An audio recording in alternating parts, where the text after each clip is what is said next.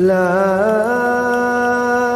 أقسم بيوم القيامة ولا أقسم بالنفس اللوامة أيحسب الإنسان أن لن نجمع عظامه بلى قادرين على أن نسوي بنانه.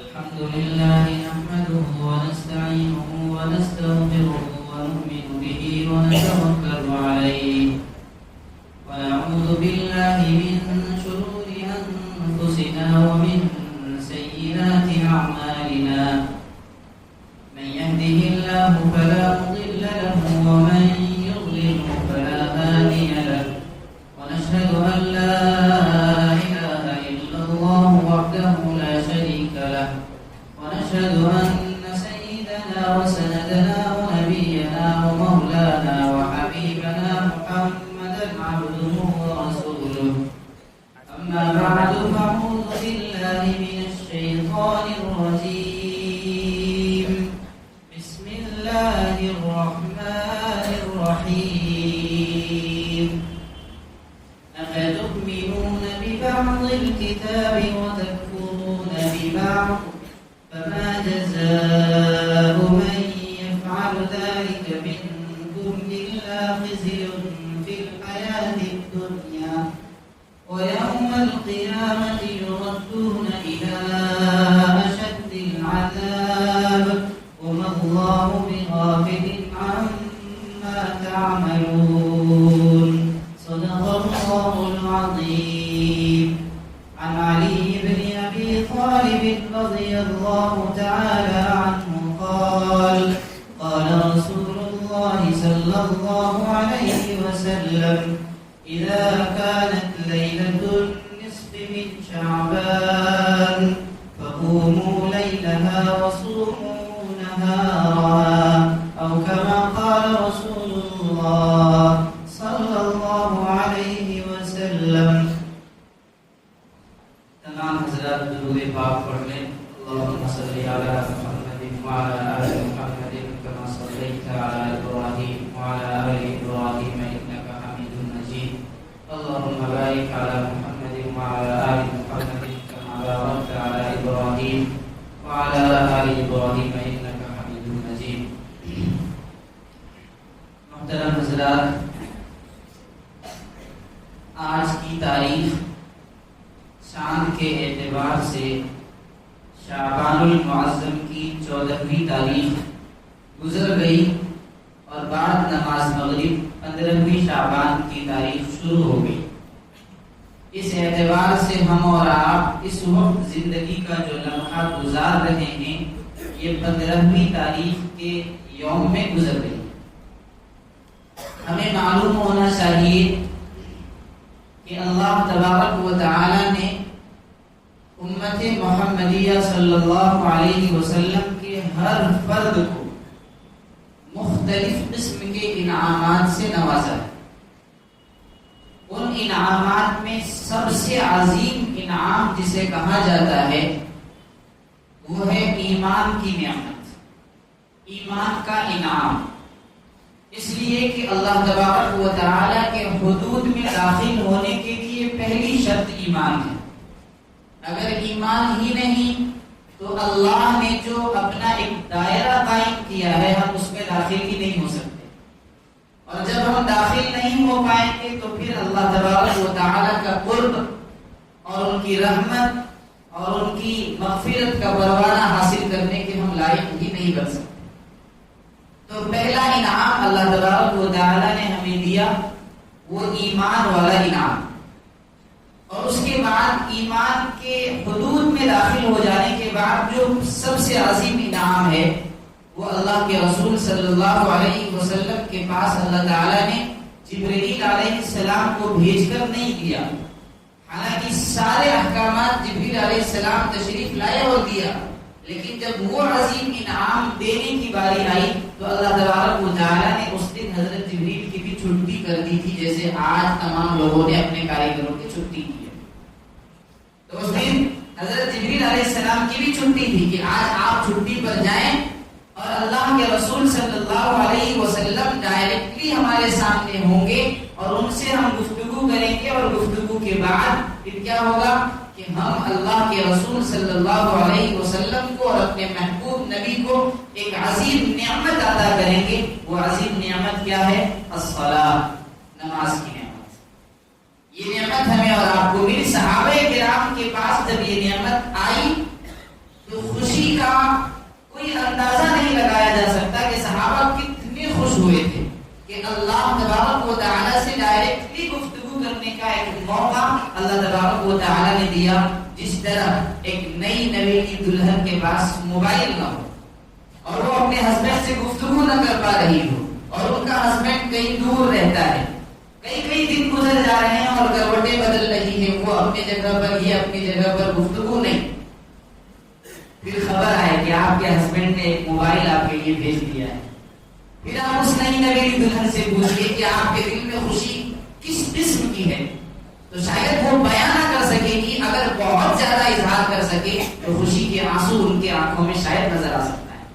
اسی طرح صحابہ کرام رضوان اللہ تعالی علیہم اجمعین کو جب اس نعمت کو ملنے کا اللہ کے رسول صلی اللہ علیہ وسلم نے خبر دی تو صحابہ کرام رضوان اللہ تعالی علیہم اجمعین بہت خوش ہوئے۔ یہ دوسری نعمت۔ اب یہ نعمت جو ہے وہ عبادت سے متعلق ہے۔ ہم اور آپ کیا ہیں؟ انسان۔ انسان کی تعریف کیا ہے؟ الانسان مرکب من الخطأ والنسیان۔ یہ انسان اسے کہتے ہیں جو گناہ بھی کرے گا پھر توبہ بھی کرے گا، نماز پڑھے گا بھی، کبھی چھوڑ دے گا تو پھر توبہ کرے گا، کوئی غلطی ہو جائے گی پھر اللہ تبارک و تعالیٰ کے سامنے سجدہ ریز ہو کر اللہ تبارک و تعالیٰ سے راز و نیاز کی گفتگو کر کے اپنے معاملات کو حل کر لے گا۔ الانسان مرکب من الخطأ والنسیان۔ اگر کسی کے اندر خطا اور نسیان نہیں ہے اور وہ دعویٰ کرتا ہے کہ ہم سے کبھی بھول نہیں ہو سکتی، چوک نہیں ہو سکتی، تو اس سے کہہ دیجیے آپ انسان نہیں ہو، کیونکہ انسان کی تعریف میں اور ان کی فطرت میں شامل ہے۔ اگر یہ شامل نہ ہوتا تو اللہ کے رسول صلی اللہ علیہ وسلم نے کیا فرمایا؟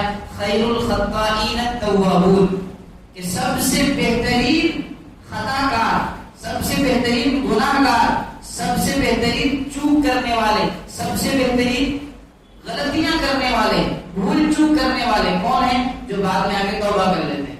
اب آپ سوچیں کہ جو غلطی کر رہا ہے اسے بھی اللہ تبارک و تعالیٰ کے محبوب نبی فرمائے کہ یہ بہتر ہے۔ اس سے پتہ یہ چلا کہ انسان سے بھول چوک ہونا طے ہے، نہیں ہے تو پھر وہ انسان نہیں، وہ فرشتہ ہے۔ تو اب جب عبادت ہمیں ملی تو ممکن ہے کہ ہم سے غلطیاں ہوں گی، ہم سے نمازوں میں کوتاہیاں ہو جائیں گی، عبادتوں میں کوتاہیاں ہو جائیں گی، تو اب اس کوتاہی کو ختم کرنے کا پھر کوئی ایک راستہ ہونا چاہیے۔ تو وہ نعمت بھی اللہ تبارک و تعالیٰ نے ہمیں عطا فرما دی، اور اسی نعمت کا نام شب قدر ہے، شب برات ہے، اور چاند رات عید کی ہے، جمعہ کا دن ہے، جمعہ سے جسٹ قبل تھوڑا سا جو ایام ہوتا ہے وہ ہے دوران خطبہ، جب خطیب درمیان میں بیٹھتا ہے اس وقت دل سے دعا کرنے والا وقت ہے۔ یہ وقت بھی اللہ تبارک و تعالیٰ کی طرف سے ایک عظیم نعمت ہے۔ کیوں؟ بیس کیا ہے، بنیاد کیا ہے، وجہ کیا ہے؟ تو فرمایا کہ ان مواقع میں، ان راتوں میں، ان وقتوں میں، ان لمحوں میں، ان آورز میں آپ اللہ تبارک و تعالیٰ سے راز و نیاز کی گفتگو کر کے اللہ تبارک و تعالیٰ کو راضی کیجیے اور اپنے گناہوں پر پانی پھیرنے کا سب سے بہترین موقع اور سنہرا موقع ہے۔ تو انہی نعمتوں میں ایک عظیم نعمت آج کی رات یعنی شب براءت ہے۔ کیا نام ہے؟ شب براءت۔ جھٹکا لے کے بولیے، شب براءت ہے۔ ہم نے شب براءت کو شب برات کر دیا۔ شب برات کو کیا کر دیا؟ شب برات کر دیا۔ جب شب براءت حقیقت میں شب براءت تھی تو مسلمانوں کا یہ حلیہ نہیں تھا جو آج صورت میں نظر آتا ہے۔ جب شب براءت شب برات ہو گئی تو اب ہمارے گھروں میں بھی وہ جو شب برات والا معاملہ ہونا چاہیے تھا وہ ہمارے گھروں میں بھی نظر نہیں آ رہا، ہمارے محلے میں بھی نظر نہیں آ رہا، ہمارے معاشرے میں بھی نظر نہیں آ رہا۔ تو سب سے پہلے یاد رکھیں کہ اس رات کا نام شب برات نہیں ہے، شب براءت ہے۔ آپ عربی کے اعتبار سے کہیں گے تو بھی شب براءت کہنا پڑے گا، اردو کے اعتبار سے کہیں گے تو بھی شب براءت برات کہنا پڑے گا، کیونکہ اس لفظ کا کوئی بدل ہے ہی نہیں. اور جو ہم کہتے ہیں شب برات تو اس کا دو معنی ہے، شب کے معنی رات. اب اگر برات کہتے ہیں تو ترجمہ ہوگا رات کے ساتھ، اس کا کوئی مطلب نہیں. اور اگر شب بارات کہتے ہیں تو اور معنی بگڑ جائے گا، کیونکہ بارات کا معنی کیا ہے وہ آپ لوگوں کو معلوم ہے. جس بارات پہ ڈی جے نہ ہو اسے بارات ہی نہیں کہا جاتا ہمارے معاشرے میں، ایسا اس کو بارات نہیں کہتے، اسے سادگی کہتے ہیں. اس سے پتہ یہ چلا کہ بارات کا مطلب ہی کیا ہے، خرافات. تو پھر یہ شب خرافات ہو جائے گا. شب بارات، شب بارات جب کہیں گے اسے تو شب خرافات ہوگا، اور جب شب برات اسے کہیں گے تو جہنم سے آزادی کا ہم سب کو موقع ملے گا. تو پہلے تو اس نام کا ہم سدھار کر لیں. جیسے آدھار کارڈ میں نام خراب ہو جائے تو ہم سدھار کرتے ہیں، 50 روپے لگتے ہیں، یہاں 1 روپے بھی نہیں دینا ہے انشاءاللہ. صرف زبان کو تھوڑی سی تصحیح کی طرف لے جانا ہے، اور شب برات کی جگہ وہاں ایک چھٹا حمزہ کو یاد رکھنا ہے. اس نام کا اس رات کا نام شب برات نہیں، شب براءت ہے. دوسری چیز، 2 طبقے کے لوگ آپ کو نظر آئیں گے. کن میں؟ علماء اور صلحاء میں. بعض حضرات کہتے ہیں کہ اس رات کی کوئی حقیقت نہیں ہے، اور بعض حضرات کہتے ہیں کہ اس رات کی بہت ساری حقیقتیں ہیں. جو حضرات یہ کہتے ہیں اس رات کی کوئی حقیقت نہیں، ان حضرات کا یہ کہنا بالکل سراسر غلط ہے. کیونکہ شب براءت کی ہر حال میں ایک حقیقت ہے، اور اس کی تحقیق حضرت مفتی تقی عثمانی دعوت برکاتہم العالیہ نے کی ہے. اور انہوں نے فرمایا کہ تقریباً 14 سے 17 صحابہ کرام رضوان اللہ تعالی علیہ مجمعین ایسے ہیں جنہوں نے حدیثیں روایت کی ہیں کہ شب براءت کی اپنی ایک حقیقت اور شناخت اور پہچان ہے. اب سوال یہ پیدا ہوتا ہے کہ شب برات کی ایک حقیقت، شناخت اور پہچان ہے تو وہ کیا ہے؟ جو ہم اور آپ کرتے ہیں وہ سنت نہیں ہو سکتی. جو آپ صلی اللہ علیہ وسلم نے کیا ہے وہ سنت ہے. جو ہم اور آپ کرتے ہیں وہ سنت نہیں ہے. جو صحابہ کرام رضوان اللہ تعالی علیہ مجمعین سے ثابت ہے وہ سنت ہے. سنت اسے کہتے ہیں جس کا قرون ثلاثہ مشہود لہا بالخیر میں کوئی ثبوت مل جائے. جس کا قرون ثلاثہ مشہود لہا بالخیر، یعنی جیسے ائمہ خطبہ دیتے وقت کہتے ہیں خیر القرون قرنی ثم الذین یلونہم ثم الذین یلونہم. اللہ کے رسول نے فرمایا بہترین زمانہ اگر کوئی گزرا ہے وہ میرا زمانہ ہے. اس کے بعد فرمایا ثم الذین یلونہم، میرے زمانے کے جسٹ بعد جو زمانہ آیا یعنی صحابہ کا زمانہ. اس کے بعد فرمایا ثم الذین یلونہم یعنی تابعین کا زمانہ. پھر تبع تابعین کے زمانے سے خرافات اور مختلف چیزیں، بدعات، یہ سب چیزیں آنے لگی. تو یہ 3 زمانے میں جن چیزوں کا ثبوت ہمیں مل جائے کسی بھی اعتبار سے، ایک ہے کہ بالکل حقیقت کے اعتبار سے ہمیں مل جائے جس کا ثبوت، جیسے نماز، اس کا ثبوت ہمیں ہر جگہ ملے گا اور جیسا ابھی ہم پڑھتے ہیں ویسا ملے گا. اور بعض چیزیں ایسی ہیں جس کا ثبوت ہمیں ملے گا لیکن قیاسی طور پر ملے گا. جیسے اللہ کے رسول صلی اللہ علیہ وسلم کے زمانے میں شراب کا دور خوب تھا، لوگ شراب پیتے تھے. آپ صلی اللہ علیہ وسلم نے آ کر اسے ختم کیا. لیکن اب اس دور میں اگر دیکھا جائے تو گانجا آ گیا، افیم آ گیا، چرس آ گیا. تو اس کا کیا مطلب؟ گانجا تو زمانے میں تھا نہیں تو اس کی حرمت تو آئی نہیں، اس لیے بالکل دھڑلے سے پیتے رہو. افیم تو اس زمانے میں تھا نہیں، اس بنیاد پر اب اس زمانے میں دھڑلے سے پیو کیونکہ شراب کی حرمت تو آئی، افیم کی نہیں آئی. شراب کی حرمت تو آئی لیکن چرس کی حرمت نہیں آئی. تو فرمایا جس کا قرون ثلاثہ مشہود لہا بالخیر میں ثبوت حقیقی طور پر مل جائے، جیسے نماز کا ثبوت ملتا ہے، اور دوسرا قیاسی طور پر مل جائے. اب قیاسی طور پر کیسے؟ عقل کے اعتبار سے. ہم عقل کو یوز کریں یہاں پر تو سوچیں گے کہ شراب کو اللہ تبارک و تعالی نے کیوں حرام قرار دیا، اس کا بیس کیا ہے، اس کی بنیاد کیا ہے. تو ہمیں پتہ یہ چلتا ہے وَأَنْتُمْ سُكَارَىٰ کہ جب تم شراب پیتے ہو تو تمہاری حالت یوں ہو جاتی ہے کہ تم کیا کر رہے ہو تمہیں خود اس بات کا علم نہیں ہوتا. یعنی انسان حواس باختہ ہو جاتا ہے، ان کا عقل کام کرنا بند کر دیتا ہے. بیوی اور اپنی ماں کے درمیان وہ فرق نہیں کر سکتا. خدا اور غیر خدا میں فرق کرنا تو بہت تنگی بات.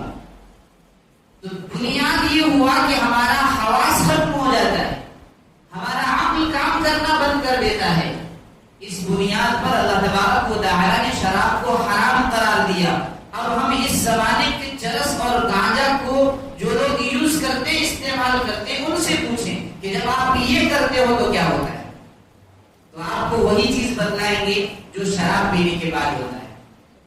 تو چونکہ بنیاد دونوں کی سیم ہے, اس لیے جب ہم نے عقل کا استعمال کیا تو قرون ثلاثہ مشہود لہا بالخیر میں اس چرس گانجا اور افیم کا ہمیں ثبوت مل گیا, کیونکہ اس کی بیس بھی وہی ہے جس کی جو بیس شراب کی. اس لیے جیسے شراب حرام یہ بھی حرام. اسی طرح مدارس, اس وقت مدارس چلتے ہیں اور اس چہار دیواری میں ہم بھی اپنے بچوں کو بھیجتے ہیں اور بھیجنا چاہیے. یہ مدارس اسلام کے قلعے ہیں, اس کی حفاظت کی ذمہ داری بھی ہماری ہے, حفاظت بھی کرنا ہے اور اپنے بچوں کو وہاں بھیج کر تعلیم بھی حاصل کرانا ہے. لیکن جو نظارہ مدارس کا ابھی ہم اور آپ دیکھتے ہیں, بڑی بڑی بلڈنگیں, بڑا بڑا منارہ اور بہترین رہائش گاہ, کیا رسول اللہ صلی اللہ علیہ وسلم کے زمانے میں بھی کہیں تھا ایسا؟ کوئی ایک فوٹو کاپی زیروکس کہیں پر کسی کے پاس ہوا ایسا جو دکھا دے کہ اللہ کے رسول صلی اللہ علیہ وسلم کے زمانے میں بھی اس طرح کے مدارس ہوا کرتے تھے؟ تو کیا مطلب یوگی جسے کہیں کہ چلو سب پہ لگاؤ بلڈوزر, کیونکہ اللہ کے رسول کے زمانے میں نہیں تھے. کیوں ہم اس بلڈوزر کے خلاف کیوں ہیں؟ اس بنیاد پر نہ کہ اس کا بیس اللہ کے رسول صلی اللہ علیہ وسلم کے زمانے میں تھا. وہ کیا تھا کہ آپ صلی اللہ علیہ وسلم کے زمانے میں بھی ایک چبوترے میں صحابہ کرام رضوان اللہ تعالی علیہم مجمعین کو بٹھا کر دین کی تعلیم دی جاتی تھی. اس زمانے کی سب سے بہترین سہولت وہی تھی. لیکن اس زمانے کی سب سے بہترین سہولت کیا ہے؟ ہم بہترین بلڈنگ بنائیں, بہترین اے سی لگوائیں, اگر اے سی کی استطاعت نہ ہو تو اچھے پنکھے ہوں, بہترین ہوا ہو, بہترین لائٹیں ہوں. ہم نے اپنے زمانے کی شروعات یوں کی ہے کہ چراغ جلا کر ہم نے خود پڑھائی کی ہے. لیکن اپنے بچوں کو اگر بتائیں کہ چراغ کیا ہوتا ہے تو وہ سمجھیں گے. تو اسی طرح ہم میں بہت سے لوگ ایسے ہوں گے جو ہمارے بعد کے ہوں گے, ان کو پتہ نہیں ہوگا کہ چراغ بھی کوئی چیز ہوا کرتی تھی. لیکن جس زمانے میں چراغ ہی تھا اور یہ سب کچھ نہیں تھا, اس زمانے میں سب سے بہترین چیز چراغ ہی ہوا کرتا. لیکن اس زمانے میں اب سب سے بہترین چیز چراغ نہیں رہا, اب سب سے بہترین چیز عمدہ لائٹ ہے. اس لیے لوگ جو بدعت و خرافات یوز کرتے ہیں, استعمال کرتے ہیں, تو آپ دیکھیں گے کہ ان دنوں میں خوب چراغاں کرتے ہیں اور لائٹیں یوز کرتے ہیں, استعمال کرتے ہیں, اگرچہ چوری کی ہوتی ہو. تو اللہ کے رسول صلی اللہ علیہ وسلم کے زمانے میں مدارس کی بیس اور بنیاد ملتی ہے. مقصد وہاں تھا دین کی اشاعت اور دین کو مروج اور پھیلانا. اسی طرح آج کے مدارس کا بھی مقصد وہی ہے. اس زمانے کی سہولت وہ تھی, اس زمانے کی سہولت یہ ہے. اسی طرح جس طرح جیسے میں نے کہا کہ قرون ثلاثہ مشہود لہا بالخیر میں یا تو حقیقی طور پر اس کی اصل اور بنیاد مل جائے تو وہ بھی جائز ہوگا, اور اگر قیاسی طور پر مل جائے تو وہ بھی جائز ہوگا.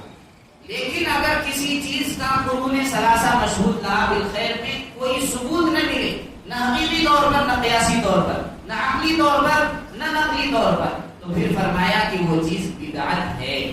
وہ کیا ہے؟ بدعت ہے. اب ہم آج کی اس رات کو سمجھتے ہیں کہ شب برات کی جو رات ہے اس کی ایک حقیقت ہے, اور اللہ تبارک و تعالیٰ کے قرآن کریم میں ایک آیت ہے, فرمایا حامیم والکتاب المبین انا انزلناہ فی لیلۃ مبارکہ انا کننا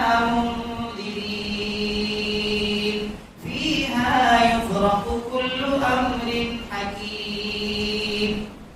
اللہ تبارک و تعالی نے قرآن کریم میں فرمایا انا انزلناہ فی لیلۃ مبارکہ, کہ ہم نے اسے نازل کیا ہے مبارک رات میں. کیا چیز نازل کی ہے اس کے اختلاف میں ہمیں نہیں پڑھنا, پھر انشاءاللہ شب قدر کے موقع پر کبھی موقع ملے گا تو آپ کے سامنے اس پر گفتگو کریں گے.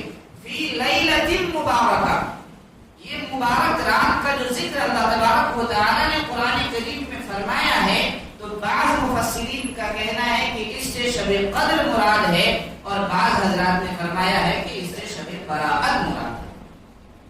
اس سے شب براءت مراد ہے. اگر اس سے شب براءت مراد لیتے ہیں بعض مفسرین کے قول کے مطابق, تو پھر اس رات کا بہترین ثبوت اگر ہمیں ملتا ہے تو قرآن کریم میں ملتا ہے.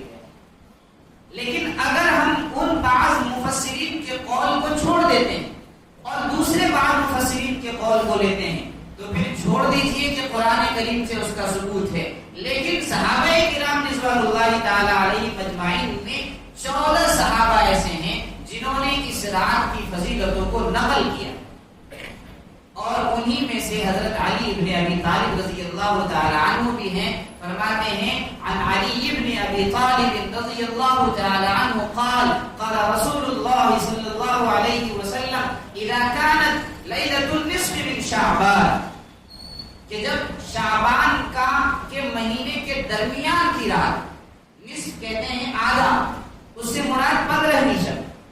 اذا كانت ليلة النصف من شعبان، کہ شعبان کے مہینے کی جب 15ویں رات آ جائے تو فرمایا فقوموا ليلها، پھر اس دن قیام کرو. قیام سے کیا مراد ہے؟ عبادات میں اپنے آپ کو مشغول رکھو. وصوموا نهارها، اور الٹے دن صبح کو فجر کی نماز سے قبل جا کر آپ سحری کھا لیجئے اور اس کے بعد روزے کی نیت کر لیجئے، اور دوسرے دن یعنی شعبان المعظم کی 15ویں تاریخ کو آپ روزہ رکھ لیجیے. صوموا نہارا، حضرت علی بن ابی طالب رضی اللہ تعالیٰ عنہ فرماتے ہیں. اس کے آگے حضرت علی بن طالب رضی اللہ تعالیٰ عنہ نے فرمایا کیوں؟ اس بنیاد پر کہ یہ وہ رات ہے جس رات میں اللہ تبارک و تعالیٰ خود آسمان دنیا پر نزول فرماتے ہیں. آسمان دنیا سے مراد جو 7 آسمان ہیں، ان 7 آسمانوں سے بھی اوپر اللہ تبارک و تعالیٰ کا عرش معلیٰ ہے. اللہ تبارک و تعالیٰ اپنے عرش سے اتر کر ینزل من السماء، آسمان دنیا پر نزول فرماتے ہیں، اور پھر اللہ تبارک و تعالیٰ کی طرف سے ایک منادی ندا لگاتا ہے، آواز دیتا ہے، پکارتا ہے اور کہتا ہے هل من مستغفر، کیا کوئی ہے جو ہم سے مغفرت طلب کرنے کے لیے آئے؟ فاغفر له، اور میں اس کی مغفرت کر دوں. هل من مسترزق، ہے کوئی جو مجھ سے آ کر رزق مانگے، رزق میں تنگی ہو، گھر میں کھانے کی کمی ہو، غلے اناج کی کمزوری ہو، تو آ کر کوئی ہم سے ہے ایسا شخص، ایسا میرا بندہ جو مجھ سے آ کر رزق طلب کرے؟ فارزق له، اور میں اسے رزق عطا کر دوں. اور اس کے بعد فرمایا هل من مبتلا فی، ہے کوئی ایسا شخص جو کسی قسم کی پریشانی میں، مصیبت میں مبتلا ہو، اور میں اسے اس سے آزاد کروں اور وہ تمام چیزوں سے، ان تمام مصیبتوں اور پریشانیوں سے چھٹکارا دے دوں. اللہ کے رسول صلی اللہ علیہ وسلم کے صحابی حضرت علی بن ابی طالب رضی اللہ تعالیٰ عنہ نے فرمایا کہ جب اللہ تبارک و تعالیٰ خود چل کر بندے کے اتنے قریب آ سکتا ہے تو بندے کا بھی یہ حق بنتا ہے کہ وہ اللہ تبارک و تعالیٰ کے در تک ضرور پہنچے. کیوں؟ وہ شاعر نے کہا تو ہی سب کا آقا، تو ہی سب کا مولا، تو ہی بے سہاروں کا ایک آسرا ہے، تیری ذات پانا وہ برتر ہے سب سے، تو ہی ابتدا ہے، تو ہی انتہا ہے. گناہ گار ہم غفار تو ہے، خطا کار ہم ستار تو ہے. گناہ گار ہم غفار تو ہے، خطا کار ہم ستار تو ہے، ستار تو ہے. تو ہی ابتدا ہے، تو ہی انتہا ہے، تو آقا سزا حمد و ثنا ہے. تو ہی سب کا آقا، تو ہی سب کا مولا، تو ہی بے سہاروں کا ایک آسرا ہے.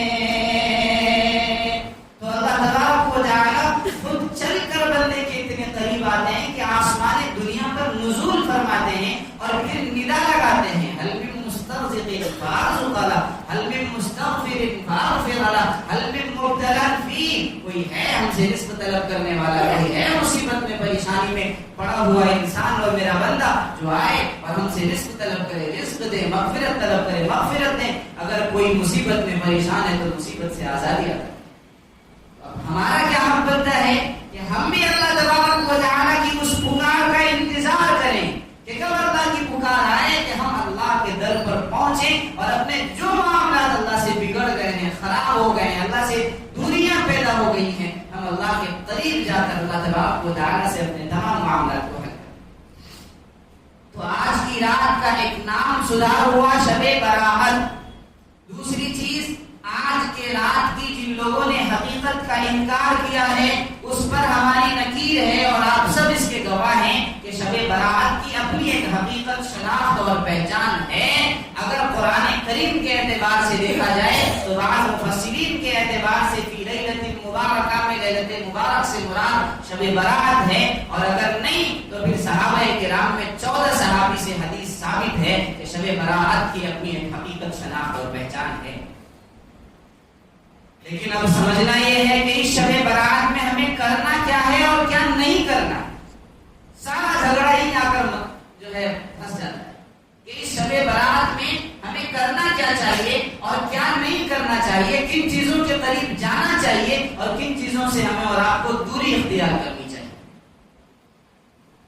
تو سنیں، اللہ کے رسول صلی اللہ علیہ وسلم کی عادت مبارکہ تھی، ہفتے میں 2 دن روزہ رکھا کرتے تھے۔ کتنے دن رکھتے تھے روزہ؟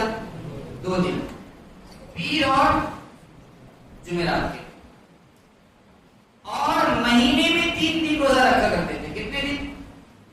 ایام 20 کے روزے رکھنے سنت ہیں، 13، 14 اور 15۔ اللہ کے رسول صلی اللہ علیہ وسلم کی سنت تھی ہر مہینے کے ان 3 دنوں میں روزہ رکھا کرتے تھے۔ اب سوال یہ پیدا ہوتا ہے کہ اللہ کے رسول صلی اللہ علیہ وسلم نے ہفتے میں 2 دن کیوں چنا، مہینے میں 3 دن کیوں چنا، اور سال میں یہ 15ویں تاریخ کیوں چنی؟ تو آپ سے میں بتلاتا چلوں کہ دن میں 2 مرتبہ ہے نا ہمارے پاس فرشتے آتے ہیں اور پھر وہ چینج ہوتے ہیں۔ کتنی مرتبہ آتے ہیں؟ 2 مرتبہ۔ ایک بار کب آتے ہیں؟ فجر کی نماز کے بعد۔ دوسری بار کب آتے ہیں؟ اللہ کا شکر ہے کہ وہ سب حضرت اسرائیل علیہ السلام والے نہیں ہیں، یہ اللہ تبارک و تعالیٰ کا شکر ہے، ورنہ ہر دن اگر 2 مرتبہ حضرت اسرائیل والے آنے لگے تو گھر دیکھا ہوا مل جائے گا، اور ان کو پھر دروازہ کھٹکھٹا دے کے کبھی بھی آئے، ہے نا؟ تو یہ اللہ کا شکر ہے۔ اللہ تبارک و تعالیٰ ہمیں اور آپ کو رمضان کی برکتیں سامنے آ رہی ہیں وہاں تک پہنچائے، ہماری عمر کو دراز کرے اور اس کی برکتوں کو حاصل کرنے کا ہم سب کو موقع عطا فرمائے۔ تو علماء کرام نے لکھا ہے کہ فرشتے 2 مرتبہ آتے ہیں، اور وہ دونوں وقت ایسا ہے کہ اللہ تبارک و تعالیٰ نے حکم دیا کہ نماز کے فوراً بعد، فجر کی نماز کے بعد کیا کرنا ہے؟ ہمیں تسبیح پڑھنی، تسبیح فاطمی۔ عصر کی نماز کے بعد بھی تسبیح میں ہمیں مشغول رکھا، باقی وقتوں میں نہیں رکھا، باقی وقتوں میں تسبیح میں مشغول نہیں رکھا، لیکن ان 2 وقت میں تسبیح میں مشغول رکھا۔ علماء کرام نے لکھا اس کے پیچھے حکمت یہ ہے کہ فرشتے جو تبدیل ہوتے ہیں وہ واپس اللہ تبارک و تعالیٰ کے پاس جاتے ہیں، تو اللہ تبارک و تعالیٰ سوال کرتے ہیں کہ اے میرے فرشتے کہاں سے آئے؟ تو وہ بتلاتے ہیں فلاں بندے کے پاس سے آیا، تو فرمایا کہ کس حالت میں اسے تم نے چھوڑا؟ تو فرشتہ جا کر کہتا ہے اپنی انگلیوں کے گرہوں پر آپ کی کبریائی بیان کرتے ہوئے حالت میں ان کو چھوڑ کر آیا، اپنے ہاتھوں کی انگلیوں کے گروہ پر سبحان ربی الاعلی اور سبحان اللہ، اور اس کے بعد تسبیح فاطمی کی جو 3 تسبیح ہیں وہ تینوں ہم نے پڑھتے ہوئے آپ کے بندے کو چھوڑا ہے، اور اسی حالت میں میں آپ کے پاس واپس آیا۔ اسی حالت میں آپ کے پاس کتنی مرتبہ پڑھتے ہیں آپ لوگ؟ سبحان اللہ کتنی بار پڑھتے ہیں؟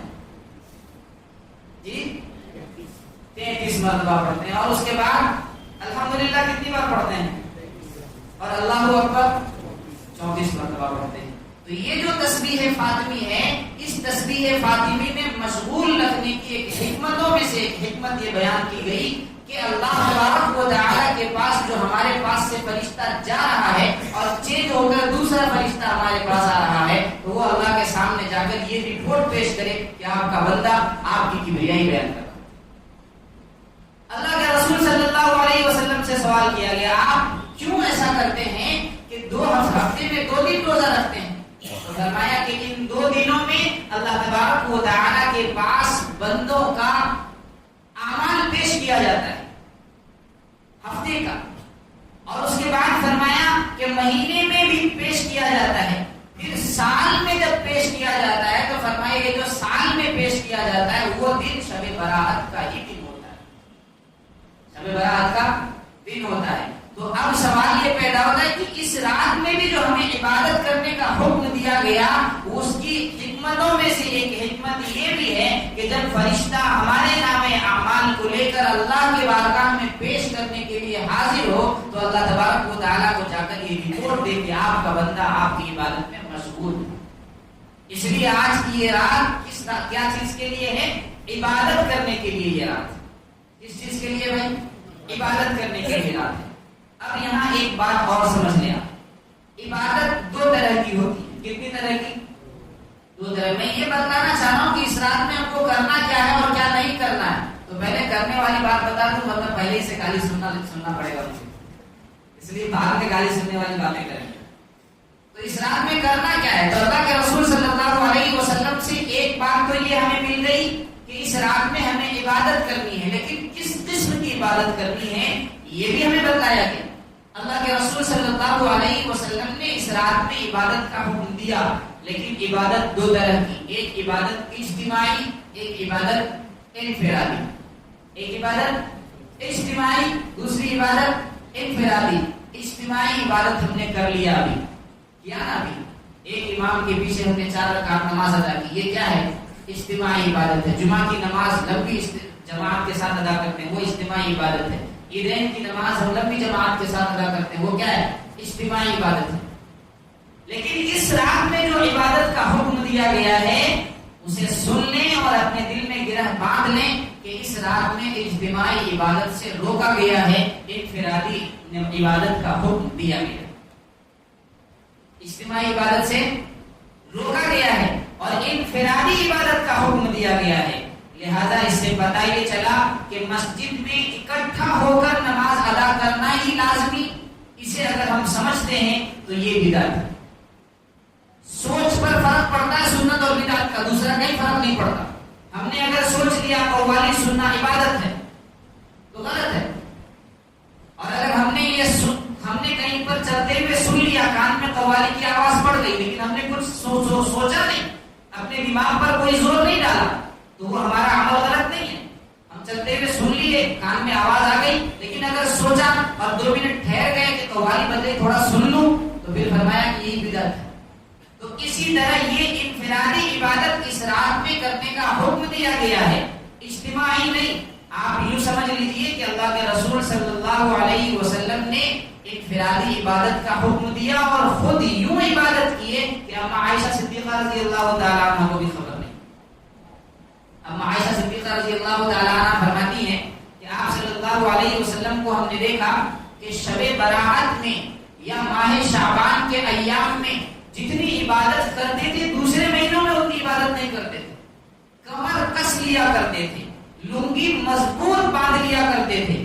لنگی مضبوط باندھنے کا عربی لفظ کا ترجمہ ہمارے مشائخ نے کیا ہے۔ اس سے پتہ یہ چلا کہ اپنی زوجہ مطہرات سے بھی تھوڑے دیر کے لیے دوری اختیار کر لیا کرتے تھے، عبادتوں میں مشغول ہونے کے لیے، روزوں میں مشغول ہونے کے لیے۔ تو آپ صلی اللہ علیہ وسلم کی ان عبادتوں کو حضرت عائشہ نے نقل کیا ہے، کہیں پر نہیں ملتا کہ ابو بکر کو ساتھ میں لیا ہو، جبکہ آپ صلی اللہ علیہ وسلم کے وصال کے بعد بھی ابو بکر ساتھ میں، دنیا کی تو بات ہی کیا تھی، عمر ساتھ میں، لیکن نہ ابو بکر ان نفلی عبادتوں کے دنوں میں یا راتوں میں اللہ کے رسول صلی اللہ علیہ وسلم کے ساتھ نہ ابو بکر نظر آتے ہیں، نہ عمر نظر آتے ہیں، نہ عثمان، نہ علی، نہ سعد، نہ سعید، نہ طلحہ، نہ زبیر، نہ سعد بن ابی وقاص، کوئی نہیں نظر آتا۔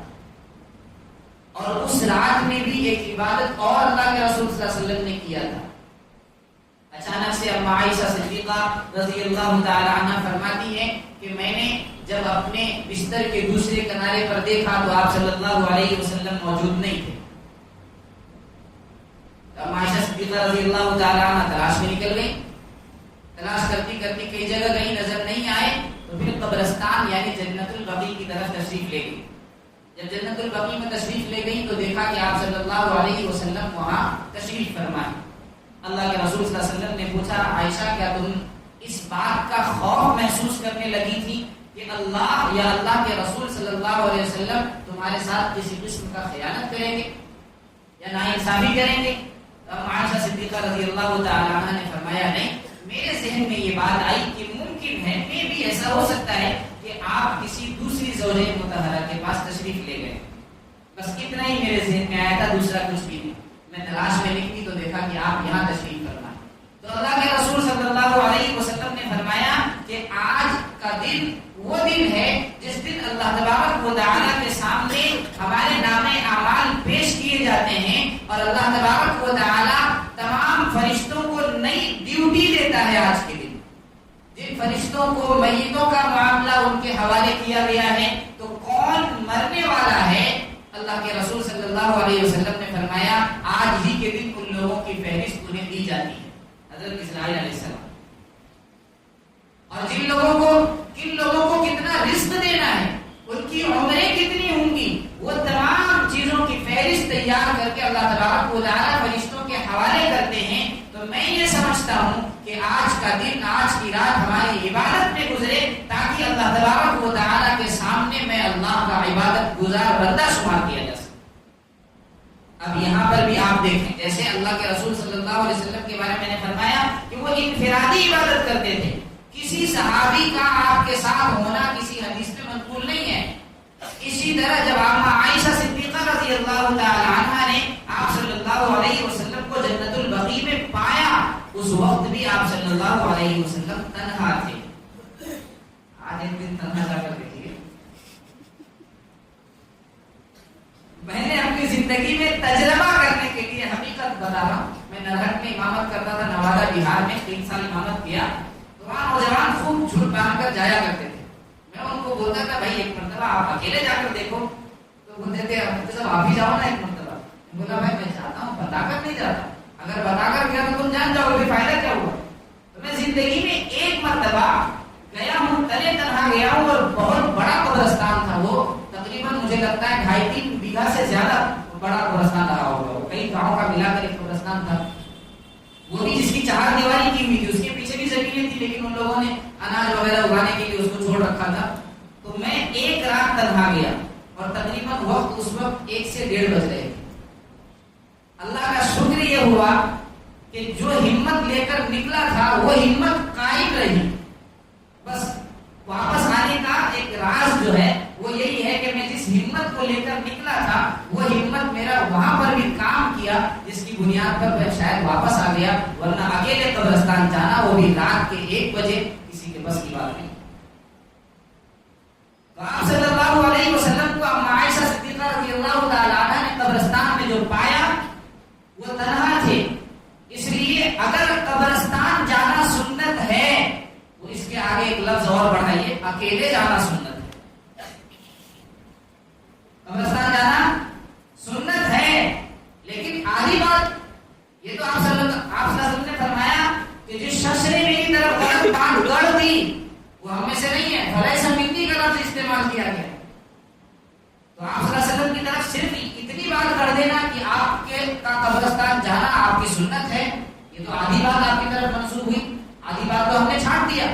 تو دوسری جو آدھی بات ہے وہ یہ ہے کہ اکیلے جانا سنت ہے. اگر دکیلے جا رہے ہیں اور بکیلے جا رہے ہیں تو یہ سنت نہیں ہے، یہ تو آپ اپنے آپ کو بچا رہے ہو. آپ کے پاس ہمت ہی نہیں قبرستان جانے کی، اس لیے آپ 2 آدمی 4 آدمی 10 آدمی 15 آدمی. اور شہروں میں تو ایسا ماحول ہے کہ قبرستان کے آس پاس عرس اور بازار لگتے ہیں، کھانے پینے کا نظم رہتا ہے. لوگ پیسے لے کر جاتے ہیں اور وہاں جانے کے بعد 4 پل پڑھ کے واپس صرف 5 منٹ مشکل سے قبرستان کے اندر، اور اس کے بعد 5 گھنٹے قبرستان کے بعد کوئی ٹکیا پاؤ کھا رہا ہے، کوئی کچھ کر رہا ہے، کوئی کچھ کر رہا ہے. اسی طرح گزر حقیقت ہے.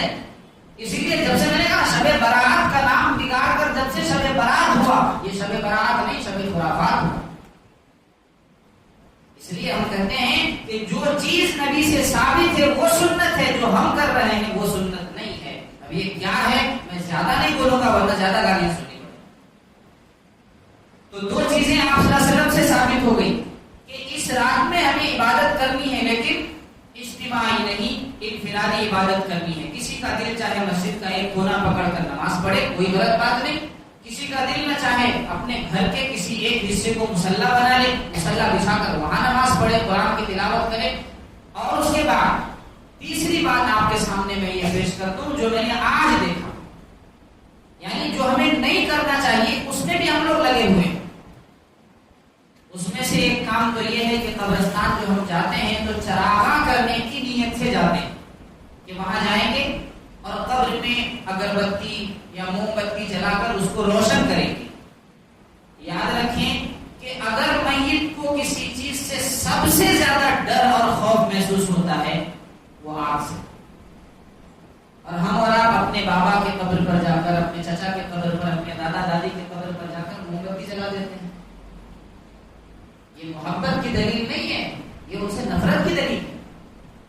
آپ جانتے ہیں کہ قبر کے اندر کسی کو عذاب ہوتا ہے تو وہاں کیا ہوتا ہے؟ آگ ہی جلتی ہے نا، اور ہم پہلے سے انہیں آگ لے جا کر دکھا رہے ہیں.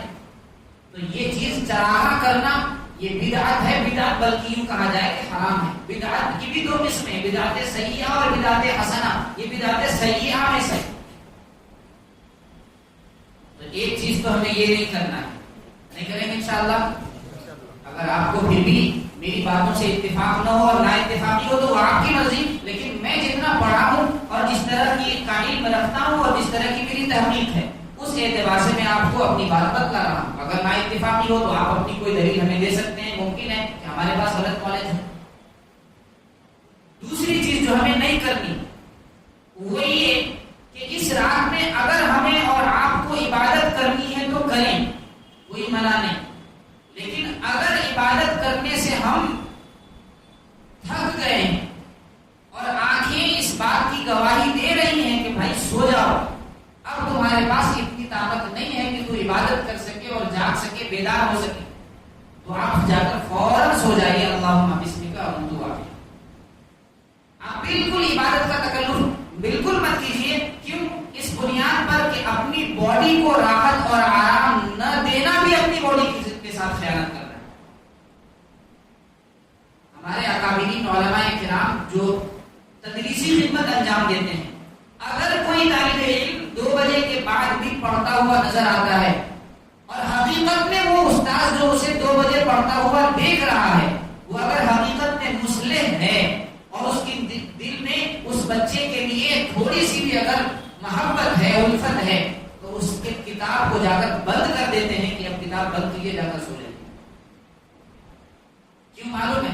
کیونکہ انہیں پتا ہے جب کل میں پڑھانے آؤں گا نا تو یہ بچہ درس میں سو رہا ہوگا، کلاس میں سو رہا ہوگا، کیونکہ اس کی نیند ہی نہیں پوری ہوئی. اس کی باڈی اس کو اس بات کی اجازت اور پرمیشن ہی نہیں دے گی کہ وہ صحیح سے بیٹھ سکے اور استاد کی بات کو سن سکے. اور جو طالب علم، جو شاگرد، جو تلمیذ اپنے استاد کی بات کو درس میں دھیان سے نہ سنے گا، آپ بتائیے کیا وہ شاگرد بہت کامیاب بن سکے گا؟ نہیں بن سکے گا. تو باڈی کے ساتھ ناانصافی کرنا یہ بھی باڈی کے لیے خیانت ہے. اس لیے اگر ہمیں عبادت کے لیے ہم تیار ہیں، مستعد ہیں تو کریں، لیکن اگر اس بات کا خوف ہو کہ شاید زیادہ دیر تک جگنے کی بنیاد پر بھی ہماری فجر نہ چھوٹ جائے تو یاد رکھیں کہ فجر کی نماز فرض ہے اور یہ جو آپ کر رہے ہیں یہ مستحب ہے. لہذا فرض پر مستحب کو اگر ہم نے اعلیٰ مقام دے دیا تو یہ تو بہت بڑا گناہ ہم کر رہے ہیں کہ ہم سے فرض چھوٹ گیا اور مستحب میں ہم لگے ہوئے ہیں. مستحب چھوٹ جانا چلے گا، فرض نہیں چھوٹنا چاہیے. یہ اللہ کے رسول صلی اللہ علیہ وسلم کا دوسرا پہلو. تیسرا پہلو اور اس کے بعد ایک چیز اور ہم نے دیکھا، ابھی سورت میں دیکھا. آج میں ظہر کے بعد باہر نکلا بائک سے، ایکٹیوا سے جب باہر نکلا تو کئی لوگ ایسے نظر آئے جو ایکٹیوا میں ایک طرف ایکسیلیٹر پر ہاتھ دے کر ایکسیلیٹر جھاڑ رہے ہیں اور دوسرے یعنی لیفٹ ہینڈ میں بائیں والے ہاتھ میں پیر کی پتی کا ایک ٹہنی لیا ہوا ہے. اور کئی جگہوں پر دیکھا، آپ لوگوں نے بھی دیکھا ہوگا یا ممکن ہے کچھ لوگ آپ بھی لے کے آئے ہوں گے. چور پکڑنے کے بعد داڑھی پہ تھوڑا سا ٹکا لگاؤ، جس کا چھوٹ گیا وہ چور پکڑا جائے گا. ممکن ہے ایسا ہو سکتا ہے، لیکن جب میں دیکھا تو حقیقت یہ ہے کہ میں بھی پہلی بار دیکھا اور پھر جب میں دیکھا تو اس کی تحقیق میں لگا کہ بھائی عشاء کے بعد میرا پروگرام ہے اور میں پہلی بار دیکھا ہوں تو بغیر تحقیق کی بات کرنا یہ تو سب سے بڑا ظلم ہو جائے گا. اس لیے میں تحقیق کروں. تو میں نے کئی جگہ معلومات کیے، پھر آپ کے امام صاحب نے بھی مجھے فون کیا اور میرے ایک اسٹوڈنٹ نے بھی مجھے فون کیا، اور کال کرنے کے بعد اس کو اسپیکر پر لیا۔ میں بولا بھائی اسپیکر پر کیوں لے رہے ہو، مباحثہ کرنا ہے کیا؟ بولا نہیں، ہماری امی لوگ مان رہے ہیں، ان کو سنانا ہے کہ ہمارے مفتی صاحب سے پوچھو۔ تو انہوں نے اپنی امی کو سنایا، تو اس کی امی نے بولا استغفر اللہ، اب پتہ نہیں وہ مانی کہ نہیں مانی۔ تو میں نے اس کے پیچھے جب تحقیق کیا تو پتہ یہ چلا کہ یہ رسم یہ ہے کہ زندہ درخت ہونا چاہیے پیر کا، اور اس کی زندہ ٹہنی توڑ کر لانا ہے، اور اس میں سے پورے نہیں، صرف 7 پتیوں کو توڑنا ہے۔ کتنے؟ 7 پتیوں کو توڑنا ہے، اور پھر اس پر درود شریف پڑھیں گے، چاروں کل پڑھیں گے، آیت الکرسی وغیرہ پڑھ دیں گے اور کچھ پڑھ دیں گے، اور ادھر امی جان یا بھابھی جان یا زوجہ محترمہ جو بھی ہو کچن میں پانی گرم کر رہی ہیں، اور وہ گرم پانی پھر لے کر آئیں گی، اور جن پتیوں پر دم کیا گیا ان پتیوں کو اس گرم پانی میں چھوڑ دیں گے۔ اس کے بعد کیا ہوگا؟ اس نٹھلے کو بٹھایا جائے گا جو پورے ہفتے میں مسجد نہیں گیا، جو قرآن کریم کی ایک آیت نہیں پڑھتا ہے، جس کو تفسیر کا کوئی علم نہیں، جو عبادت کا صحیح مطلب بھی نہیں سمجھتا ہے، بعض مواقع میں کھڑے ہو کر پیشاب بھی کرتا ہے اور پانی نہیں دیتا، اتنے سارے بڑی بڑی عبادتوں میں مشغول ہونے والے فرد کو بٹھایا جائے گا، اور پھر کیا ہوگا؟ وہ گرم پانی دھیرے دھیرے اس کے اوپر ڈالا جائے گا۔ جیسے جیسے گرم پانی ڈالا جائے گا، میل بھی چھوٹے گا، اس کے گناہ بھی دوڑتے ہوئے بھاگیں۔ میں نے پوچھا بھائی میل اور گناہ سب تو چھوٹ گیا، میں یہ سوچ رہا تھا کہ اس کی سانس بھی رک جاتی۔ جب بھائی سوچنے کے بعد جب گناہ ختم ہو گئے تو اس سے اچھا موقع اور کون سا ہو سکتا ہے اللہ کے پاس جانے کے لیے؟ جب انسان تمام گناہوں سے پاک ہو، وہی تو سب سے اچھا موقع ہے اللہ کے پاس جانے کے لیے۔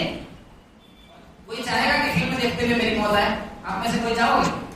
کوئی چاہو گے میں کوئی ریل دیکھ رہا ہوں، گندی چیزیں دیکھ رہا ہوں اور میری موت آ جائے، یا ناپاکی کی حالت میں اور میری موت آ جائے، یا ماں کے ساتھ جھگڑا کرنے اور موت آ جائے، باپ کے اوپر ہاتھ اٹھائے اور موت آ جائے، یا اپنے اولاد کو جو ہے غلط چیزوں کی طرف ملوث کرنے اور موت آ جائے؟ ایسا آپ چاہو گے؟ کوئی نہیں چاہے گا۔ سب چاہے گا ایسی حالت میں موت آئے کہ پاک ہو، گناہوں سے، تمام چیزوں سے مبرہ اور منزہ ہو۔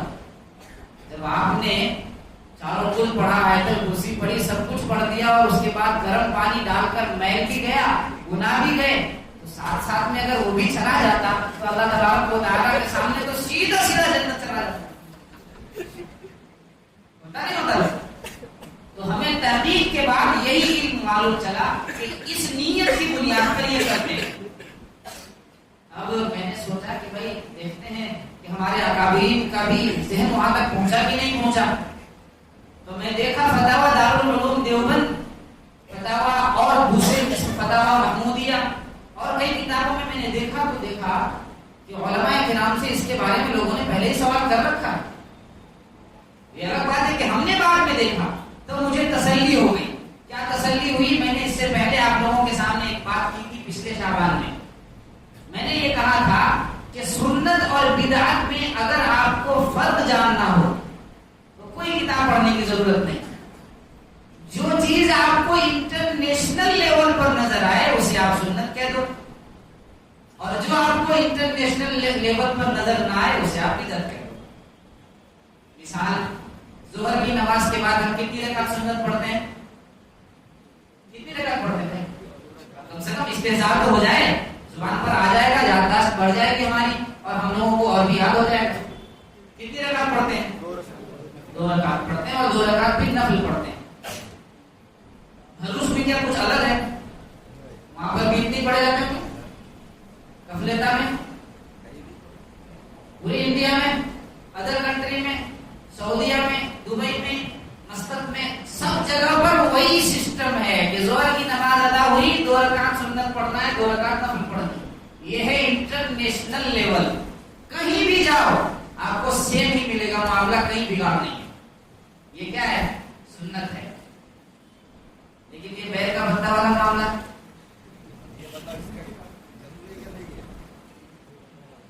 بیر کا بندہ والا معاملہ اس صورت میں دکھا، دوسری جگہ نہیں۔ اگر حقیقت بتاؤں، اگر یہ چیز بدعت نہیں ہوتی اور جائز بھی صرف اگر کسی عالم نے جائز بھی کہہ دیا ہوتا نا. ہمارے گاؤں میں بڑے بڑے بیل کے درخت ہوتے ہیں نا بھائی. ہمارے ادھر بہار کے بہت سارے لوگ ہوں گے یہاں پر چمپارن سائڈ کے ہے نا, بڑے بڑے بیل کے درخت ہوتے ہیں. وہ تو پورا درخت ہی لا کر گاڑ دیں گے ہمیں بھائی. پورا کا پورا درخت سے جو ہے پتوں سے گرم پانی کر کے دو اور سب لوگ بڑھیا سے نہا دھو لو, خوبصورت بھی دکھیں گے. تو یہ تو ہو گئی بات تحقیق کی, ہنسنے اور مذاق کی. تھوڑی بہت ہونی بھی چاہیے تاکہ نیند ہماری دور ہو جائے. کبھی ناک سے دور کرتا ہوں اور کبھی تھوڑا ہنسا کر دور کرتا ہوں. برا لگا ہو تو غلطی کی معافی چاہتا ہوں. تو یہ تو تحقیق ہو گئی کہ یہ رسم ہم نے سورت میں دیکھا اور اس کے پیچھے کی بنیاد لوگوں نے یہ بتلائی. اب آتے ہیں شرعی حیثیت کی طرف کہ اس کی شرعی حیثیت کیا ہے. تو اکابرین علماء کرام نے لکھا ہے کہ بیل کے پتے کا استعمال 2 جگہ پر کرنا جائز ہے. کتنی جگہ پر؟ 2 جگہ پر. ایک جگہ ہے میت کو نہلانا. پہلا ہی پوائنٹ دیکھو, میں نے کہا تھا کہ ساتھ میں وہ بھی چلا جاتا, تو اس کے بعد تو سنت بھی ہے کہ بیل کا پتا. تو پہلی جگہ ہے میت کو نہلانا, کیونکہ میت کے بدن پر جب میل جم جاتا ہے تو آپ صلی اللہ علیہ وسلم کی یہ سنت رہی ہے کہ وہ بیل کے درخت کے پتوں کو پانی میں ڈال کر پھر اس سے کیا کرتے ہیں, اس کو نہلاتے ہیں تو جلدی میل چھوٹ جاتا ہے. اور دوسری ایک جگہ پر جہاں صرف یہی نیت ہو کہ ہمارے بدن پر جو میل اس طرح جم گیا ہے کہ صابن سے یا دوسری چیزوں سے نہیں چھوٹ رہا ہے, تو پھر اس کے لیے ایک نسخہ ہے یہ کہ آپ بیل کا پتا گرم پانی میں ڈال کر کچھ دیر چھوڑ دو اور پھر اسے ہلکا سسم بدن پر ڈالو, اور جب اسے آپ پھر میل کو چھڑاؤ گے تو بہت جلدی میل آپ کا چھوٹنا چالو ہو جائے. تو ایک تو خاص موقع ہے میت کو نہلانا, اور دوسرا آپ سال کے کسی بھی موقع پر اگر کرنا چاہو تو یہ نسخہ ڈاکٹری اعتبار سے یوز کر سکتے ہیں آپ, کہیں پر یہ سنت نہیں. اب اگر کوئی شخص شعبان کی اس تاریخ کو کرتا ہے تو اس کی نیت یا تو یہ ہوگی کہ شعبان میں کرنا ہی سنت ہے, یا اس کی نیت یہ ہوگی بھائی پچھلے 7 دن سے نہائے نہیں ہے اس لیے اچھے سے نہانا ہے ہم کو اور میل چھڑانا ہے. تو اگر حقیقت میں وہ نیت ہے اس کی کہ کئی دن سے نہائے نہیں ہے یا پسینہ زیادہ ہونے کی وجہ سے میل جم گئے ہیں, اسے چھڑانا صاف کرنا ہے, تو پھر اس کے لیے بدعت نہیں, کیونکہ وہ ایک نسخہ استعمال کر رہا ہے. نیت کا فرق پڑتا ہے, الاعمال بالنیات, اس کے لیے بدعت نہیں. لیکن اگر کوئی یہ سوچ کر یہ نیت کر کے اس دن اس نسخے کو استعمال کر رہا ہے کہ یہ اس دن کرنا ثواب ہے, تو پھر یہ چیز کیا ہے, غلط ہے, بدعت ہے, ناجائز. بات سمجھ میں آ گئی؟ بیل کے پتے کی کہانی اور شرعی حیثیت بھی اس کی. اب آتے ہیں کہ ہمیں کرنا کیا ہے. اس میں سے ہم نے قبرستان جانے والی بات آپ کے سامنے پیش کی کہ اللہ کے رسول کی سنت ہے آپ جائیے, لیکن اکیلے جانے کی کوشش کیجیے. اگر آپ اکیلے نہیں جا سکتے تو کم از کم اتنا تو کریں کہ شور نہ مچائیں, اور شور نہ مچانے کا طریقہ یہ ہے کہ بھائی اکیلے جانے کی ہمت نہیں ہو رہی ہے, ایک دوست کو لے لیے, لیکن طے کیجیے گیٹ سے نکلنے کے وقت کہ بھائی راستے میں نہ آپ ہم سے گفتگو کریں گے نہ ہم آپ سے گفتگو کریں گے. زبان گھر پر اپنے آپ کے ہم درود پڑھتے ہوئے یہاں سے جائیں گے اور وہاں جا کر جو کچھ قرآن کریم کی آیتیں پڑھنی ہوں گی, دعا کرنی ہوں گی, خاموشی سے دعا کریں گے اور پھر واپس اس جگہ آئیں گے جہاں سے ہم نکلے تھے. اب اس کے بعد اگر آپ کو کہیں ٹکیا ہوا اٹھانے جانا ہو تو جائیے, کیونکہ قبرستان جانے اور آنے والا عمل آپ کا اب مکمل ہوا. لیکن آپ یہاں سے نکلے, قبرستان گئے اور باہر نکلتے ہی ہاتھ ٹھیک شروع کر دیا, تو پھر یہ میت کے حق میں بہتر نہیں, نہ آپ کے حق میں بہتر ہے, نہ شریعت کے حق میں بہتر. دوسری بات کہ اس رات میں ہمیں عبادت کرنی ہے, لیکن کیسی عبادت کرنی ہے؟ انفرادی عبادت کرنی ہے, اجتماعی عبادت ہرگز نہیں کرنی ہے. اجتماعی عبادت سے اپنے آپ کو اس دن اور اس رات میں بچانا ہے. اب اس عبادت کے دوران ہم کیا کیا کر سکتے ہیں؟ نمبر 1, آپ نفلی عبادت کیجیے. کیا کیجیے؟ نفلی عبادت. 2 رکعت کی نیت باندھ سکتے ہیں, 4 رکعت کی بھی نیت باندھ سکتے ہیں, 2 رکعت کر کے جتنی رکعت پڑھ لیں, 4 رکعت کر کے چاہے جتنی رکعت پڑھ لیں. یہ اس کے لیے پہلا نمبر ہے جو اپنی زندگی میں کم نمازیں قضا کیے یا نہیں کیے. لیکن اگر کسی کو یہ یقین ہے کہ بالغ ہونے کے بعد سے اب تک بہت ساری نمازیں ہماری چھوٹ گئی ہیں, تو پھر اس کے لیے رائے اور شریعت کا حکم یہ ہے کہ اس رات اگر جاگنا ہے تو پھر آپ قضائے عمری کیجیے. طریقہ کیا ہوگا؟ اے اللہ ہم فجر کی اس نماز کی قضا کر رہے ہیں جو میری زندگی میں سب سے پہلی مرتبہ قضا ہوئی تھی. کیونکہ آپ کو تاریخ یاد نہیں، مہینہ یاد نہیں، دن یاد نہیں، تو آپ کیا کہیں گے؟ ترتیب بنائیں گے کہ پہلی نماز جو قضا ہوئی ہو وہ ہم ادا کر رہے ہیں. پھر جب دوبارہ اسی نماز کی قضا کریں گے تو کہیں گے دوسری زندگی میں جو فجر کی نماز میری قضا ہوئی ہے میں اس کو ادا کر رہا ہوں. تیسری، چوتھی، اس طرح کر کے آپ 5 دن 7 دن کی ترتیب بنا لیجئے اور جہاں تک کر لیا آپ نے وہاں یاد رکھیں، تاکہ جب شب قدر میں پھر آپ بیدار ہوں گے اور جگیں گے تو پھر اس دن وہاں سے آگے سے شروع کریں. کہیں ایسا نہ ہو کہ ہر شب برات میں بس 1 سے 5 تک چل رہے ہیں پھر واپس 1 سے 5 پھر آگے گئے ہیں.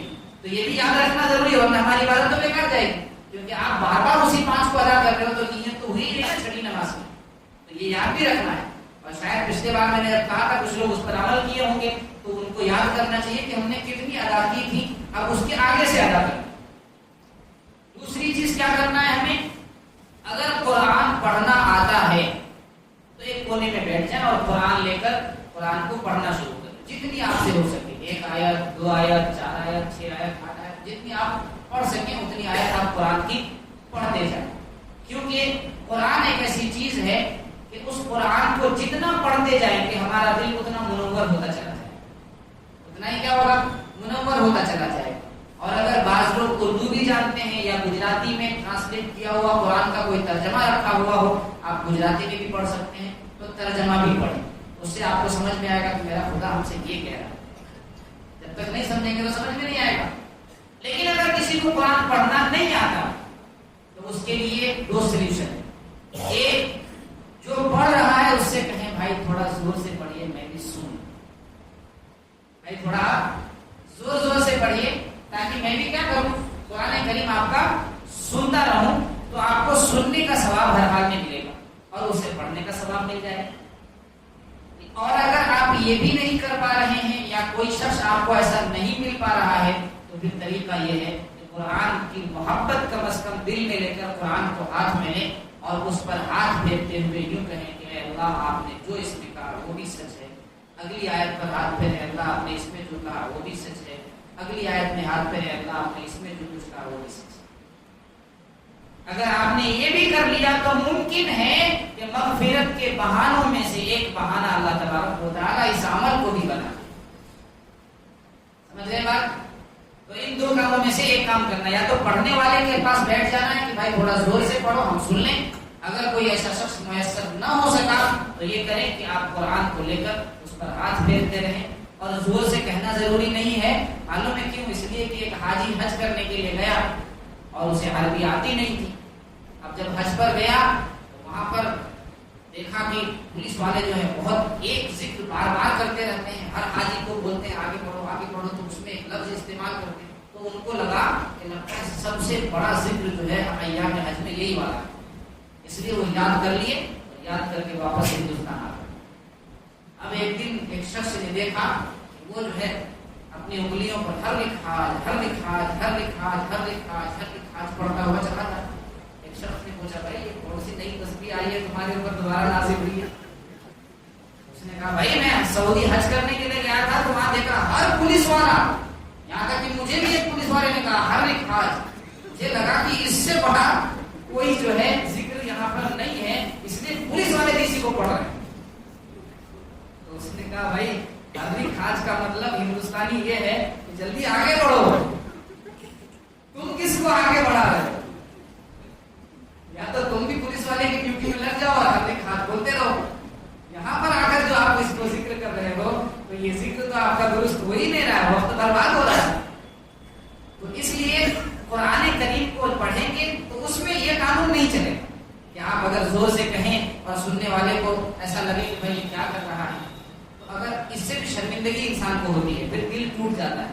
اس لیے آپ دل ہی دل میں بولیں، اس بات زور سے نہ بولیں، دل میں بولیں، ورنہ لوگ کہیں گے کہ قرآن پڑھ رہا ہے یا اردو پڑھ رہا ہے نا. اس لیے دل ہی دل میں پڑھتے جائیں. اللہ تبارک و تعالیٰ کی ذات سے امید ہے کہ اللہ آپ کے اس عمل کو قبول کرے. اور اس پر واقعات بھی بہت سارے ہیں. اللہ تعالیٰ ایسے بندوں کی مغفرت بھی کیا کرتا ہے. بس محبت دل میں ہونی چاہیے. محبت، وہ کہا نا کہ ایک شخص کے جہنم میں جانے کا فیصلہ ہو گیا، فرشتے کو حکم بھی دے دیا گیا کہ اسے لے کر جاؤ جہنم، اور فرشتہ لے کر آگے بڑھ رہے ہیں تو پلٹ کر دیکھ رہا، تھوڑا آگے گئے پھر پلٹ کر دیکھ رہا اللہ تبارک و تعالیٰ کی طرف، اب جہنم کے بالکل قریب پہنچ گئے پھر بھی پلٹ کر کے دیکھ رہا ہے۔ اللہ تبارک و تعالیٰ نے پوچھا کہ بھائی بار بار پلٹ کر کیوں دیکھ رہے ہو؟ جب تمہیں معلوم ہے کہ فیصلہ ہو گیا، حکم ہوں میں، احکم الحاکمین ہوں میں، فیصلہ ہو گیا تو ہو گیا۔ اس نے کہا اللہ تبارک و تعالیٰ لا تقنطوا من رحمت اللہ، آپ نے کہا تھا کہ اللہ کی رحمت سے مایوس نہیں ہونا ہے، تو جب تک میرا قدم جہنم میں نہیں چلا جاتا تب تک آپ کی رحمت سے مجھے مایوسی نہیں ہے، بس امید کی نگاہ سے آپ کو دیکھ رہا ہوں۔ اللہ تبارک و تعالیٰ نے اس کی اس ادا کو قبول کر لیا، فرشتوں کو حکم دیا کہ تو جا جہنم میں اور جنتیوں کے حوالے سے۔ تو اللہ تبارک و تعالیٰ بندوں کی اداؤں کو پسند کرتا ہے۔ کون سی ادا اللہ تبارک و تعالیٰ کو ہماری پسند آ جائے اور جس کی بنیاد پر اللہ تبارک و تعالیٰ ہمارے ہاتھ میں مغفرت کا پروانہ آتا ہے۔ تو یہ باتیں جو آپ کے درمیان ہوئیں، ان تمام باتوں کو اپنے سامنے رکھتے ہوئے اب ایک جو بہت عظیم الشان عمل شریعت کا ہے اور جو بہت امپورٹنٹ چیز ہے شریعت میں، وہ ہے کہ اللہ تبارک و تعالیٰ نے قرآن کریم میں فرمایا أَفَتُؤْمِنُونَ بِبَعْضِ الْكِتَابِ وَتَكْفُرُونَ بِبَعْضٍ فَمَا جَزَاءُ مَنْ يَفْعَلُ ذَلِكَ مِنْكُمْ إِلَّا خِزْيٌ فِي الْحَيَاةِ الدُّنْيَا وَيَوْمَ الْقِيَامَةِ يُرَدُّونَ إِلَى أَشَدِّ الْعَذَابِ۔ فرمایا کہ ایمان والوں کی حالت یہ نہیں ہونی چاہیے کہ وہ بعض چیزوں پر ایمان لائے اور دوسرے بعض کا انکار کرے۔ ایمان والوں کی یہ صفت نہیں۔ اللہ تعالیٰ نے فرمایا کیا تم یہ گمان کرتے ہو کہ تم ایمان لے آؤ بعض چیزوں پر اور دوسرے بعض چیزوں کا انکار کر دو، وَتَكْفُرُونَ بِبَعْضٍ، دوسرے بعض چیزوں کا انکار کر دو۔ اللہ تبارک و تعالیٰ نے فرمایا کہ اگر تم میں سے کوئی شخص ایسا کرتا ہے تو یاد رکھو فَمَا جَزَاءُ مَن يَفْعَلُ ذَلِكَ مِنكُمْ، جو شخص تم میں سے ایسا کرتا ہے اس کی جزا یہ ہے، اس کی سزا یہ ہے إِلَّا خِزْيٌ فِي الْحَيَاةِ الدُّنْيَا، دنیاوی زندگی میں اسے رسوائی کا سامنا کرنا پڑے گا، اور دوسرا جو نعمت اور انعام دیا وہ خطرناک ہے۔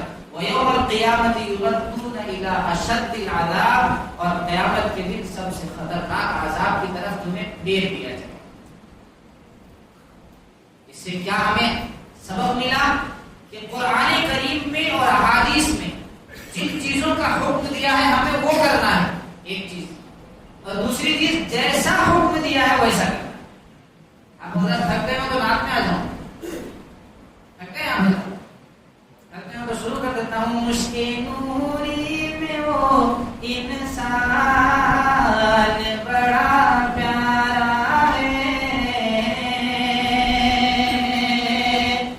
سبحان اللہ۔ مشکل نوری میں وہ انسان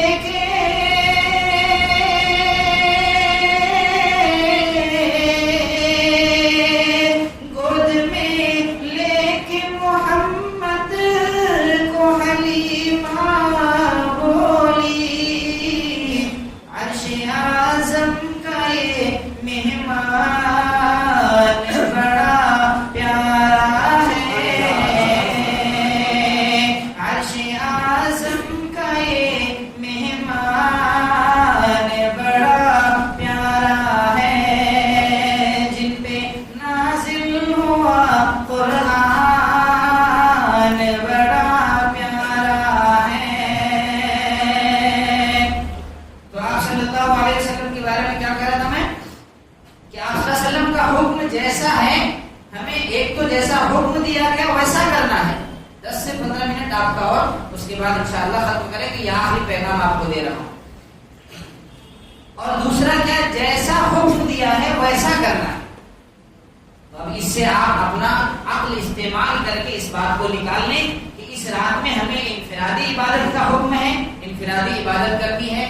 قبرستان جانا اکیلا اور تنہا سنت ہے, ہمیں اور آپ کو بھی کوشش کرنی ہے. اگر اکیلا نہیں جانے کی ہمت ہو رہی ہے, کسی ایک شخص کو اپنے ساتھ لیں اور یہ شرط لگا لیں کہ جب تک جا کر واپس نہیں آئیں گے دنیا کی کوئی گفتگو نہیں ہوگی. آپ خود دل میں سوچیں کہ ہم اپنے آپ میں گفتگو اور مارکیٹ کی باتیں اور پیسوں کی باتیں کرتے ہوئے قبرستان جائیں گے, تھوڑی دیر کے لیے بھی اللہ کا خوف دل میں پیدا ہوگا؟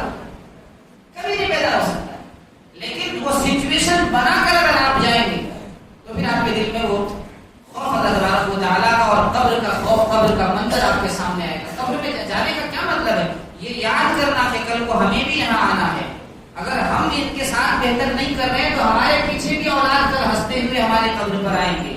اس لیے ہمیں ہنس کر نہیں جانا ہے. تو آپ کسی دوسرے انسان کو ساتھ میں لیں, لیکن اس تنہائی کو صرف دور کرنا مقصد ہو, مستیاں کرتے ہوئے جانا اور آنا مقصد ہرگز نہ ہو. اس بات سے اس بات کا اندازہ مل جاتا ہے کہ جیسا حکم ملا ہے ہمیں ویسا کرنا ہے.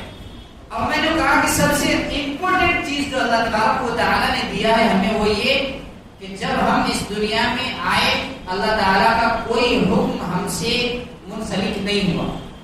کوئی حکم اللہ تعالیٰ کا ہم سے منسلک نہیں ہوا. ہمارے ماں باپ سے ہوا کہ بچے کی ولادت ہوئی تو آپ اس کا اچھا نام رکھیے, عقیقہ کیجیے, ختنہ کیجیے, فلاں کیجیے, فلاں کیجیے. ہم سے کچھ بھی نہیں. ہم سے اللہ کا حکم کب منسلک ہوتا ہے؟ جب ہم بالغ ہو جاتے ہیں. اب بلوغت کی ایک الگ دلائل ہے. امام ابو حنیفہ فرماتے ہیں کہ کوئی اگر بہترین ذریعہ اور سبب آپ کو سامنے نظر آ جائے تو بہت اچھا, اور اگر کچھ نہیں دکھا, کوئی اثر نظر نہیں آ رہا ہے تو 15 سال کے بعد آپ کو بالغ شمار کیا جائے گا. اس کے بعد سے جو اللہ کے تمام احکام ہم سے منسلک ہوئے, اب یہاں سے کہیں پر ہم سے خطا ہوگی, کہیں پر ہم اللہ تبارک و تعالیٰ کے قرب حاصل کر رہے ہوں گے, کہیں پر کچھ, کہیں پر کچھ. لیکن یہ زندگی میں جو کمیاں, کوتاہیاں اور خطائیں سرزد ہو گئی, اللہ تعالیٰ نے ہمیں ایک اور انعام دیا ہے. وہ انعام ہے ان خطاؤں کو ختم کرنے کا موقع. ان خطاؤں کو ختم کرنے کا موقع, اور وہ کیا ہے؟ اسے ہم اور آپ کہتے ہیں التوبۃ النصوح. التوبۃ النصوح. ایک ہے توبہ اور ایک ہے توبہ کے بعد جو ہم انشاءاللہ بولتے ہیں کہ انشاءاللہ آج کے بعد نہیں کریں گے, تو اس کے بعد ایک لفظ آتا ہے تعالیٰ, ایک لفظ آتا ہے تعالیٰ. تو اگر انشاءاللہ کے ساتھ اپنے تعالیٰ لگا کر کے حقیقت میں اللہ کے سامنے آپ نے توبہ کیا ہے تو پھر اللہ تبارک و تعالیٰ آپ کو ان تمام گناہوں سے بچائے گا اور بچنے کی توفیق بھی دے گا. لیکن اگر تالا لگا دیا آپ نے تو یہ توبہ نصوح نہیں ہے, یہ خیر خواہی والا توبہ نہیں ہے. اس توبے سے آپ کی ذات کو بہت زیادہ کوئی فائدہ حاصل ہونے والا نہیں ہے. تو اس لیے ہم اور آپ اس رات میں توبہ کا بھی سب سے زیادہ اپیوگ, استعمال اور یوز کریں, تاکہ اللہ تبارک و تعالیٰ کے سامنے ہم جب ہمراز ہوں, ہم گفتگو ہوں, اللہ تعالیٰ کے سامنے گفتگو کریں, باتیں کریں, تو اللہ تبارک و تعالیٰ کو ہم پر ترس آئے کہ میرا بندہ بھلے بہت ساری برائیوں میں ملوث تھا لیکن اب لوٹ کر آیا ہے. اس لیے اللہ تبارک و تعالیٰ پھر میں آپ کو قرآن کریم کی ایک دوسری آیت, یا ایھا الانسان ما غرک بربک الکریم, اللہ کے رسول صلی اللہ علیہ وسلم پر یہ آیت نازل ہوئی اور آپ صلی اللہ علیہ وسلم نے صحابہ کرام کو سنایا. لیکن مفسرین جب اس کی تفسیر کرتے ہیں تو ہر مفسر کی آنکھوں میں آنسو آتے ہیں. معلوم ہے کیوں؟ کیونکہ اس آیت کو آپ یوں سمجھو, اے انسان تمہیں مجھ سے کس چیز نے دور کر دیا تھا, نارمل سی بات ہے. لیکن ایک شخص 40 سال کی زندگی گزار دیا گناہوں میں, اب وہ لوٹ کر آئے اور قرآن کریم کے اس ترجمے کو پڑھے, اے انسان تمہیں مجھ سے کس چیز نے بھٹکا دیا تھا, دور کر دیا تھا. وہ محسوس کرے کہ جس طرح میں بھٹک جاتا اگر تو میری ماں پریشان ہوتی, بھلے سالوں سال ماں کا بیٹے سے گفتگو نہ ہوئی ہو, لیکن اگر خبر مل جائے سوشل میڈیا کے ذریعے سے کہ یہ تصویر ہے, اس کا یہ نام ہے اور یہ گم ہو گیا ہے, اس گم شدے کی تلاش جاری ہے, اس لیے آپ کو جہاں پر ملے خبر کریں. ماں تصویر دیکھتے ہی کیا ہوتی ہے, کانپ جاتی ہے, وہ محبت ان کو ہلا دیتی ہے. اسی طرح جب اللہ کا کوئی بندہ اللہ سے بہت دور چلا جاتا ہے نا اور پھر واپس آئے تو اللہ تبارک و تعالیٰ کے در پر جیسے ہی اگلا قدم رکھے، داہنا پیر رکھے، وہ یاد کرے کہ اللہ مجھے اس موقع پر کیسے پکار رہا ہے، یا ایھا الانسان ما غرک بربک الکریم۔ اب جب وہ محسوس کرے گا تو اسے احساس ہوگا کہ میرا اللہ مجھ سے کتنی محبت کرتا ہے کہ 40 سال کی زندگی ہم نے بے حیائی میں گزار دی، ادھر ادھر گزار دی، اللہ سے دور رہ کر گزار دی، لیکن اب بھی جب پلٹ کر آ رہا ہوں تو میرا اللہ اتنی محبت سے ہم سے مل رہا۔ تو جب یہ چیز اپنے سامنے رکھیں گے اور اس کے بعد اپنا سر سجدے میں جھکائیں گے اور اللہ تبارک و تعالیٰ سے پہلے سبحان ربی الاعلیٰ کہہ کر اللہ کی عظمت کو بیان کریں گے، ان کی تمجید کریں گے، ان کی بزرگی کو بیان کریں گے، اور اس کے بعد اللہ سے کہیں گے اللہ میں آپ سے بہت دور ہو گئی اللہ، لیکن اب پلٹ کر آ گیا، اب آپ توبہ کے کلمات کہیں کہ اے اللہ جو کچھ ہم سے ہوا ہے ہمیں اس پر ندامت ہے، ہمیں اس پر کیا ہے؟ ندامت ہے، شرمندگی ہے، شیم ہے اس پر کہ ہم ایسے ایسے عمل کر گزرے۔ اور اس کے بعد پھر کیا کریں آپ؟ اللہ تبارک و تعالیٰ سے کہیں کہ اے اللہ اب ہم ان تمام چیزوں سے دور ہونا چاہتے ہیں اور دور ہونے کا مکمل اور پختہ ارادہ کرتے ہیں، اور آپ کے سامنے اس بات کا عزم کرتے ہیں کہ آئندہ ان گناہوں کی طرف اب نہیں جائیں۔ جب یہ 3 کلمات آپ کہہ لیں گے اللہ کی عظمت اور بزرگی کو بیان کرنے کے بعد، تو ممکن ہے کہ اللہ تبارک و تعالیٰ کے محبوب نبی محمد عربی صلی اللہ علیہ وسلم کا وہ فرمان آپ کو یاد ہو کہ اللہ کے رسول صلی اللہ علیہ وسلم نے فرمایا 2 قطرے انسان کے کبھی ضائع نہیں جاتے، اور اللہ تبارک و تعالیٰ کو ان 2 قطروں سے زیادہ کوئی چیز دنیا میں محبوب نہیں ہے۔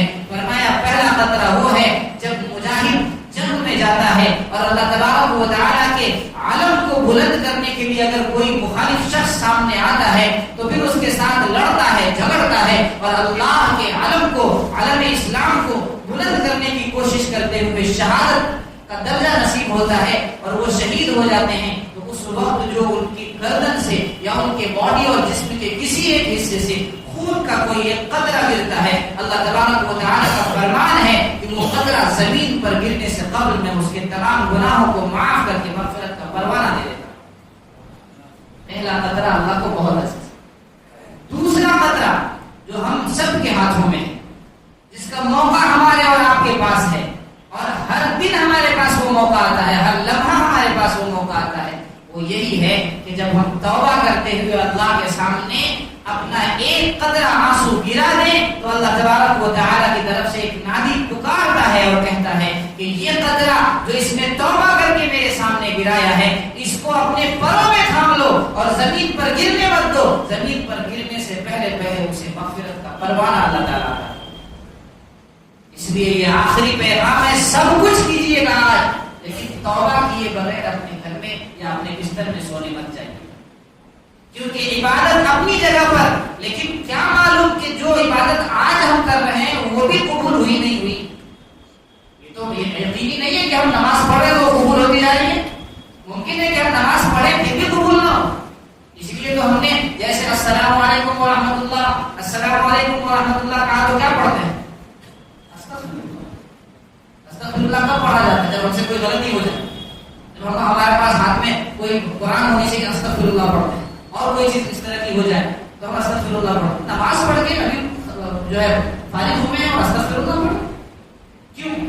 اسی لیے کہ یہ یقینی نہیں ہے کہ یہ جو ہم نے 4 رکعت 3 رکعت اور 2 رکعت پڑھی تو اللہ کی بارگاہ میں قبول ہی ہو گئی، یہ ممکن نہیں، کوئی ضروری نہیں، ہو سکتا ہے میں قبول ہوئی ہوں۔ اس لیے ہم کہتے ہیں اللہ نماز تو ہم نے پڑھ لیا لیکن اس کے باوجود آپ سے مغفرت کرتا ہے، اسی لیے آج بھی عبادت کریں تو حضرت عمر رضی اللہ تعالیٰ عنہ کا وہ فرمان یاد رکھیں۔ حضرت عمر رضی اللہ تعالیٰ عنہ نے کیا فرمایا کہ اگر اللہ تبارک و تعالیٰ یہ اعلان کریں کہ تمام لوگ جہنمی ہیں، ایک شخص جنتی ہے صرف، حضرت عمر رضی اللہ تعالیٰ عنہ فرماتے ہیں کہ ہمیں اپنے اعمال پر نہیں بلکہ اللہ کی ذات سے یہ امید ہے کہ اللہ تبارک و تعالیٰ جس شخص کو جنتی بتا رہے ہیں وہ عمر ہے، اعمال پر نہیں بھروسہ، جبکہ عمر کا اعمال بڑے بڑے کارنامے، 22 لاکھ مربع میل پر حکومت، اور ایسی حکومت کی کوئی شخص ان کے خلاف بولنے والا آج تک نہیں نظر آیا،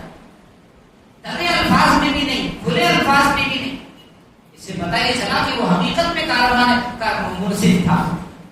وہ عمر کہتے ہیں کہ اعمال پر نہیں اللہ کی ذات سے امید ہے کہ شاید وہ ایک انسان جو جنت میں جانے والا ہے اللہ تعالیٰ نے عمر کو شامل کیا. اور فرماتے ہیں دوسرا فرمان کہ اگر اللہ کی طرف سے یہ اعلان ہو کہ سارے لوگ جنتی ہیں، ایک شخص ہے صرف جسے جہنم میں جانا ہے. اب اللہ کے رسول صلی اللہ علیہ وسلم کے یہ مجاہد حضرت عمر فاروق رضی اللہ تعالیٰ عنہ کا فرمان سنیے. وہ فرماتے ہیں کہ مجھے اپنے اعمال کی طرف نظر کرتے ہوئے یوں لگتا ہے کہ وہ جہنمی عمر. تو اپنے اعمال پر یقین تو دور کی بات، امید بھی کرنا مناسب نہیں سمجھا حضرت عمر رضی اللہ تعالیٰ عنہ نے، جن کے بارے میں قرآن نے رضی اللہ عنہ ورضوا عنہ کہہ دیا تھا. ان کا یہ حال ہے. ہمارے بارے میں تو کچھ بھی نہیں ہے، تو حقیقت میں مکمل مومن بھی نہیں ہے. فتؤمنون ببعض الکتاب وتکفرون ببعض کا ہر دن مستاق ہے کہ نہیں ہے. بعض چیزیں ہم کرتے ہیں، بعض چیزیں شریعت کی چھوڑ دیتے ہیں، شریعت کا ایک حکم مانتے ہیں، دوسرے حکم کو چھوڑ دیتے ہیں. تو فتؤمنون ببعض الکتاب وتکفرون ببعض کا تو ہم حقیقت میں مستاق ہیں. اس لیے ہم تو پکا مومن بھی نہیں ہے. تو اپنے اعمال پر کیسے بھروسہ کر سکتے ہیں؟ اس لیے اپنے اعمال کے اوپر نہیں جانا ہے، عمل کرتے رہنا ہے، لیکن اس پر یقین نہیں کرنا ہے کہ یہ قبول ہو گئے، بلکہ ہمیں اور آپ کو اللہ کی ذات پر امید و یقین رکھنا ہے اور توبہ ہمیشہ کرتے رہنا ہے. کرتے رہیں گے تو اللہ تبارک و تعالی ہماری توبہ کو ایک بار نہیں، دو بار نہیں، تین بار نہیں، کبھی تو قبول کریں گے. کبھی نہ کبھی اللہ تبارک و تعالی ہماری درخواست پر ہمیں بہترین ریپلائی ضرور دیں گے انشاءاللہ. اور جس دن دے دیں گے پھر کائنات کا سب سے بہترین انسان ہم اس دن کیا کریں گے. ہم اور آپ ان سب باتوں پر انشاءاللہ عمل کریں گے. دعا کر لی جائے، درود شریف پڑھ لیجیے. اللہم صلی علی محمد وعلی آلہ وصحبہ وسلم. اللہم صلی علی محمد وعلی آلہ محمد کما صلیت علی ابراہیم وعلی آلہ ابراہیم انک حمید مجید. اللہم بارک علی محمد وعلی آلہ محمد کما بارکت علی ابراہیم وعلی آلہ ابراہیم انک حمید مجید. اللہم ربنا ظلمنا انفسنا وإن لم تغفر لنا وترحمنا لنكونن من الخاسرين. لا إله إلا أنت سبحانك إني كنت من الظالمين. ربنا لا تجعلنا فتنة للقوم الظالمين ونجنا برحمتك من القوم الكافرين. یا اللہ ہم سب کے گناہوں کو خطا کو معاف فرما. اے اللہ ہم سب کے لفظوں کو درگزر فرما. اے اللہ سیئات کو حسنات سے بدل فرما. اے اللہ ہم تمام لوگوں میں جو لوگ بیمار ہیں سب کو شفا کاملہ نصیب فرما. اے اللہ جو پریشان خان ہیں ان کی پریشانی کو دور فرما. اے اللہ جو مقروض ہیں ان کے قرض کی ادائیگی کا سامان غیب سے مہیا فرما. اے اللہ جن گھروں میں دل دیاری بیٹیاں بیٹھی ہیں اللہ انہیں نیک جوڑا نصیب فرما. اے اللہ جو اب تک بے اولاد ہیں انہیں نیک صالح اولاد عطا فرما.